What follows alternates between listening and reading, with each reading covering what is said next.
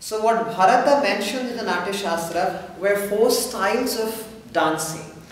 And he divided the map of India into 4 zones based on the styles of dancing prevalent or existing there. In the north, the style that was prevalent was called Avanti. In the south, it was called Dakshinanatya. In the west, it was called Panchali. And in the east, it was called Odra Magadhi.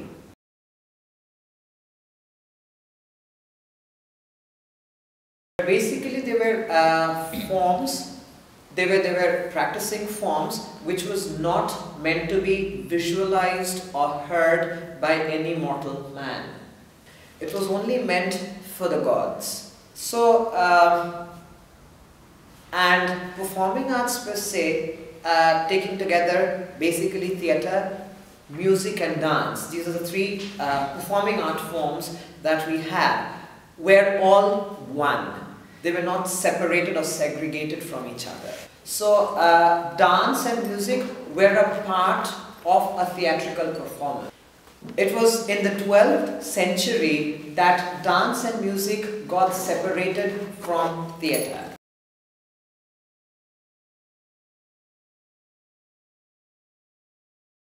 So this was the time when particularly the eastern and the southern region of India started building major temples.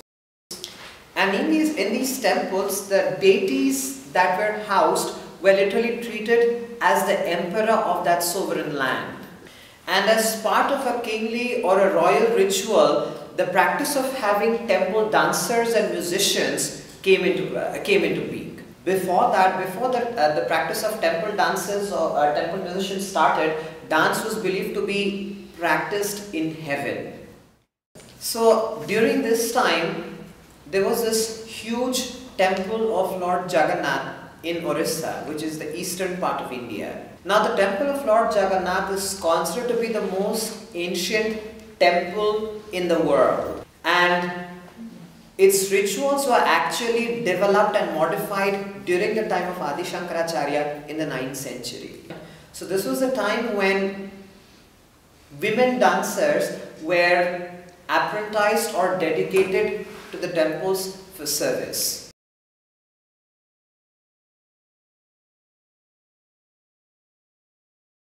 So while comparing it with Western dance forms, you're supposed to do whatever you can with your body and you just move with your body. As opposed to Indian classical dance forms, you use your body as a vehicle to transcend. So your body is like a carrier or a vehicle for the soul to transport you from this material plane onto a transcendental or a divine plane. And there is an entire grammar, there is an entire language of these styles of dance where you use each and every limb of the body as a movement.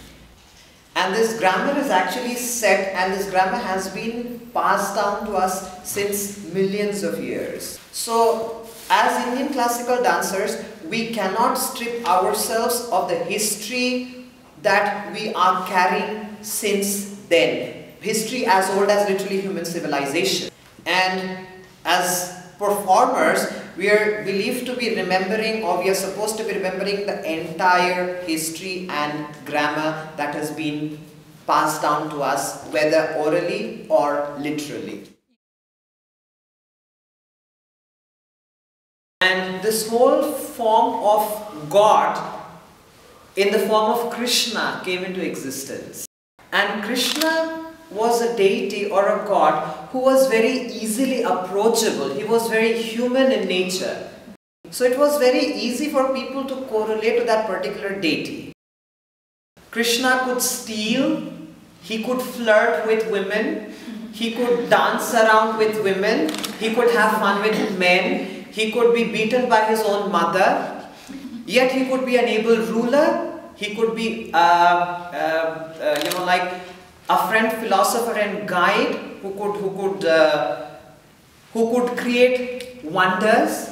He could create magic, literally wonders, and all this very much in a human form, even if he was God. So that is how this Krishna's form came into existence. where people could correlate to him very easily. So this culture of worshipping Krishna as a personalized deity came into prevalence very vigorously during the 16th century.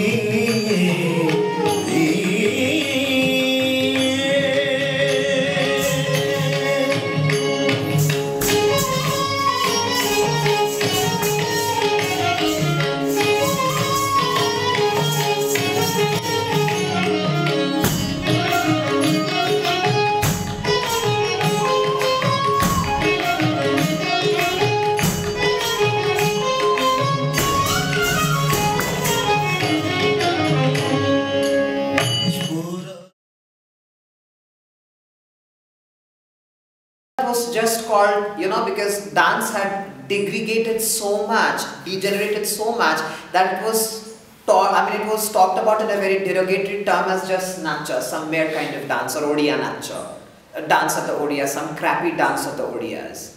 So it was in the 1940s when a serious research was undertaken to revive this style of dance. And upon their course of discovery, when they actually laid their hands on the Natya Shastra, they found out that the author of the Natya Shastra mentions this style, which was previously called Odra Magadhi, or prevalent in this region of India, was the most ancient style of dance. But by that time, the famous South Indian style of Bharatanatyam had already gained a lot of prominence.